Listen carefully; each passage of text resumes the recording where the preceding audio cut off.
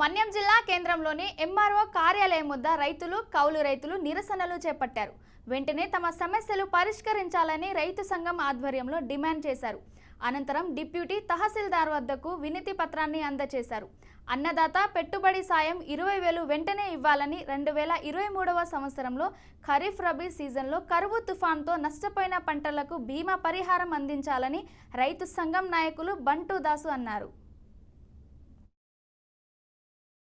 సంఘం జిల్లా ఉపాధ్యక్షుడును ఈరోజు పార్వతీపురం మండలంలో ఉన్నటువంటి గిరిజనులు సుమారు 300 మంది వరకు కూడా రిజర్వ్ ఫారెస్ట్లో పట్టాలు ఇచ్చి ఉన్నారు.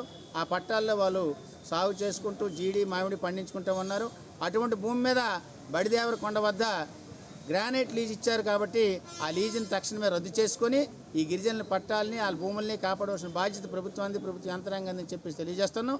అలాగే రైతు సంఘం కలిపి మేము తీవ్రమైనటువంటి ఉధృతంగా మా తలకు నిరసన తెలియజేస్తామని చెప్పేసి తెలియజేస్తున్నాం. 100 రోజులు దాటిపోతున్నా సరే రైతుకి ఆ పెట్టుబడి సాయం ఏమాత్రం అందించలేదు. తక్షణమే ఆ 20,000 రూపాయల పెట్టుబడి సాయాన్ని ఇవ్వాలని చెప్పేసి మేము కోరుతున్నాం.